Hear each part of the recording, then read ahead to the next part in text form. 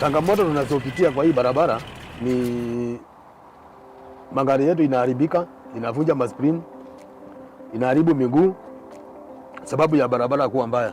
Na kama ni kazi uko naye inachukua muda, mahali ulikuwa peleke oda kama 2 ama 3 unaenda oda moja. Barabara ni mbaya na gari inachukua time. Na gari inaharibika sana sasa ile inapita kwa hiyo mashimo. Wateja wetu walikuwa wanapanda marodi. Walikuwa nakataa kupanda pikipiki kwa sababu barabara ni mbaya na wanapata vumbi, wanachafuka wakienda shughuli zao. Unarusha tu, kuna vumbi nyingi sana. Kama kukinyesha, hakuna mahali tulikuwa tunaenda kwa sababu wakati wa mvua haingeweza kufika. Ilikuwa inabidi hata wengine wanatafuta bunda kuendea mali yao kwa barabara. Always kuna breakdown hapa. Hatupumziki. Look at the tires.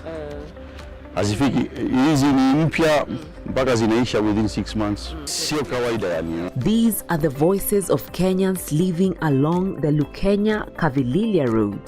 The road falls under the Lower Eastern region of Kenya, which has a road network of 1,570 kilometers, with 830 kilometers unpaved and 740 kilometers paved. Lower Eastern region handling maintenance projects have a number of categories of projects. We have the first category, PBC, or performance-based contracting. This is usually taken under all our paved network. So we make sure the paved network is pothole free. We make sure that the road is in good condition and road safety is maintained. We have another category of routine and spot improvement, and this we undertake on our unpaved roads. So for these roads to be motorable, year in, year out, we take annual projects, grading and graveling. We also have another category of construction of structures. We do a lot of box culverts, and especially in Kitui, where we have a lot of floodings. So we have had a program of doing permanent structures within the budgets available. So we have been doing box culverts mostly, and then to make sure these roads are passable, and we sort out the issues of flood damages. We also have another category of, we have a framework contract that handles emergencies as they appear. Guys, before we continue this video, I have amazing Airbnb in Ongata Rongai that comes with a 75-inch TV screen for your maximum entertainment in a gated estate, beautiful studio and bedroom to bedroom, very affordable. I also have Airbnbs in Kilimani that comes with amazing views. These are well-equipped, well-furnished Airbnbs. So if you need Airbnb in Ongata Rongai and Kilimani, just contact me. I'll give you at a very nice price. Of the unpaved lies the Lukenya-Kavililia Road, a road that was once a lifeline, a struggle, and a nightmare, inviting multiple complaints from the area residents to the regional office. Through the rains, the dust, the heat, and the years, they waited. Every step, a reminder that progress was far away. In this village, a journey of a few kilometers could feel like crossing a desert.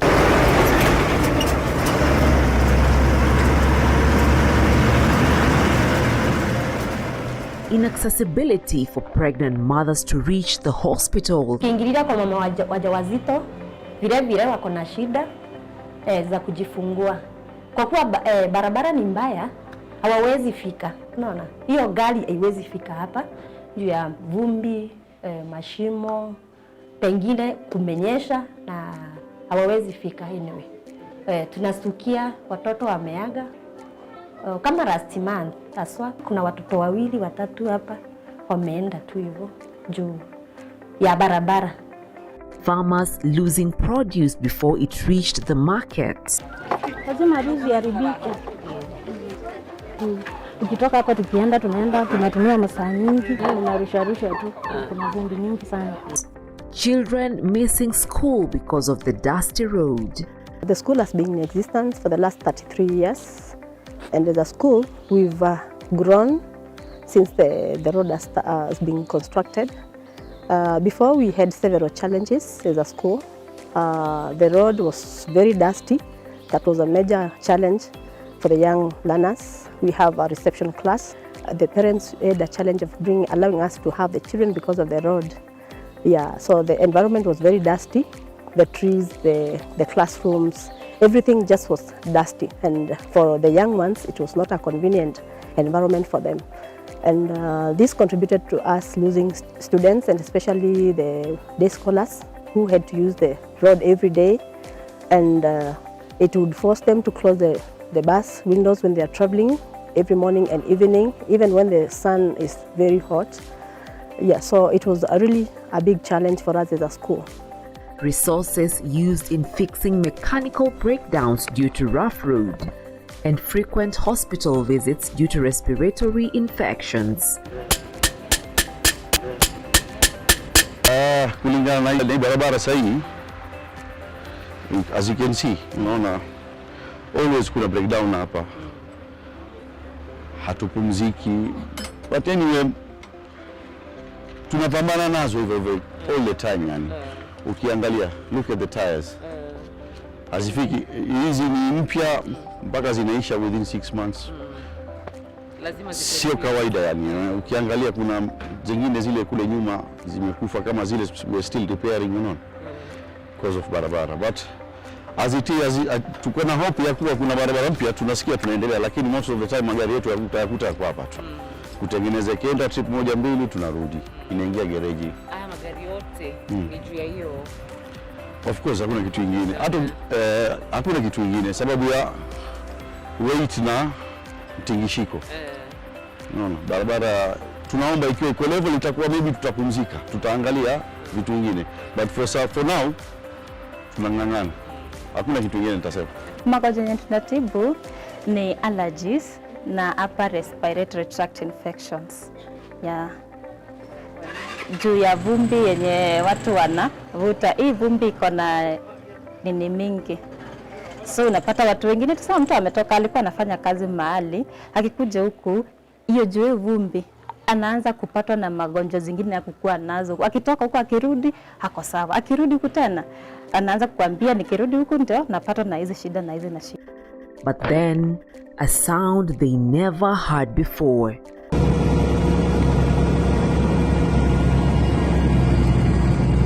It was the sound of change. Stone by stone, layer by layer, a dream began to take shape. The project is a sport improvement of Lukenya to Kabilila. It's about 4 kilometers improvement to betterment standards. But in the maintenance regime, we call it sport improvement of Lukenya Kabilila.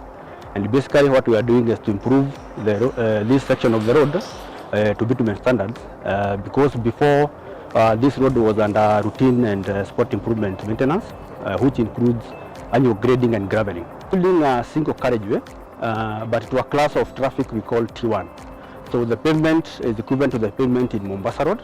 It has been built to carry the traffic of that size. We have so many trucks. In a day, we serve almost more than 1,000 trucks in this road. The 100 is in Kenya to Makuyu, connecting Mombasa Road to Thika Road at Makuyu. That first 5 kilometers from Mombasa Road to Kangundo Road is the Lukenya to Joska. So we have taken 4 kilometers of this road from Lukenya to Joska, and we have improved the first 4 kilometers. Otherwise, with the improvement of this road, the road would be akin to the Greater Eastern Bypass to connect anyone traveling on Mombasa Road to Kangundo Road, and then beyond there to Thika Road. Now, where dust once choked the air, the road carries promise.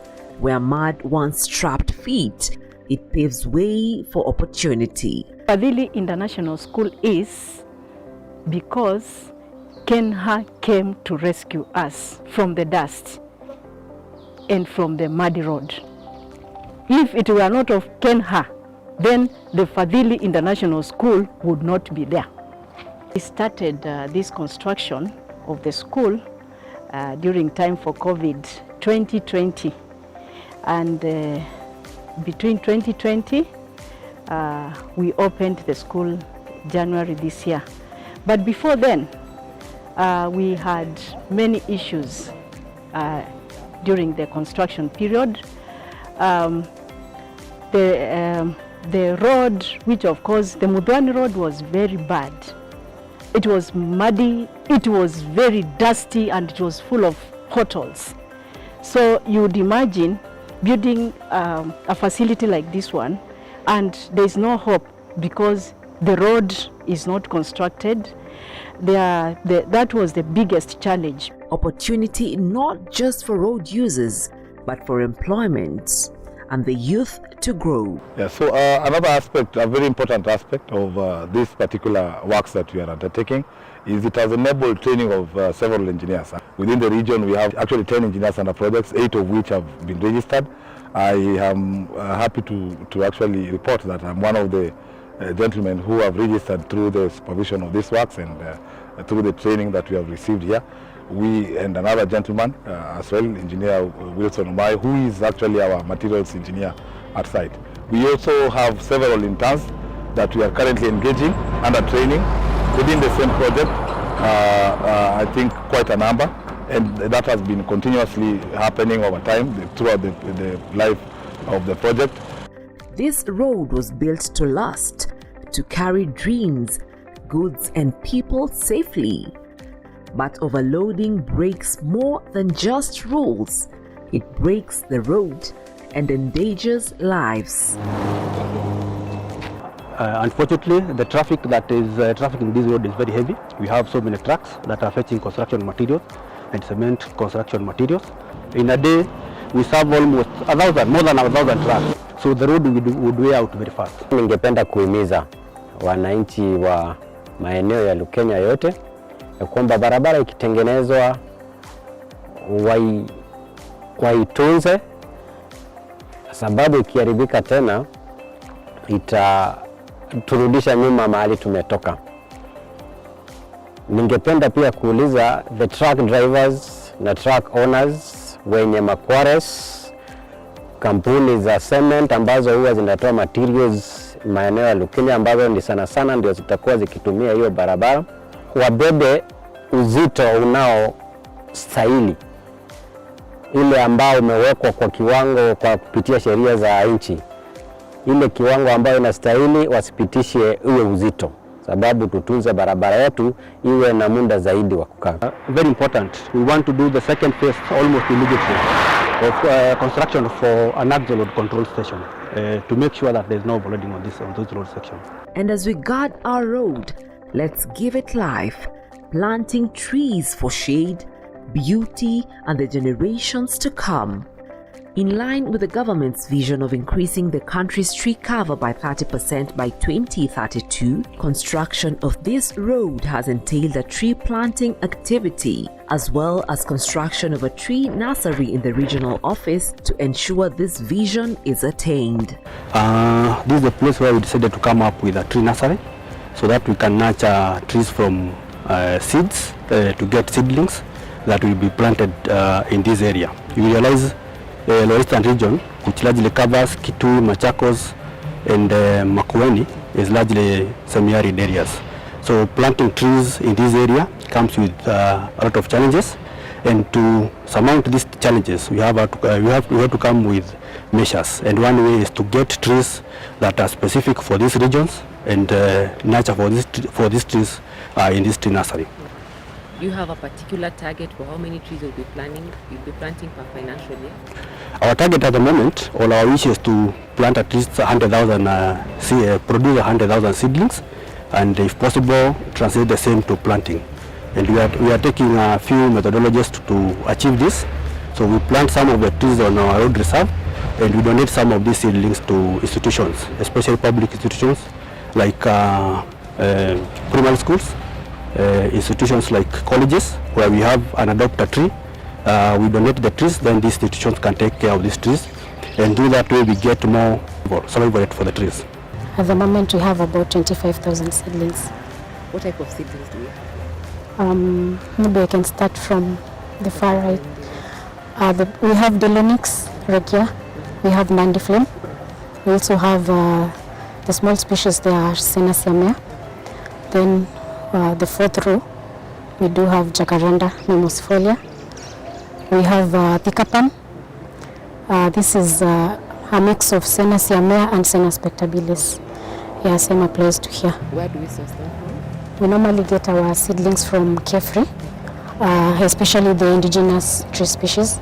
Here in this nursery, each seedling is a promise that even as roads open new paths, nature will stand tall along them, bringing shade, beauty, clean air, fruits, not just on the roads, but also in other areas. We're doing research on trees that can be able to help us to curb the issues of erosion control.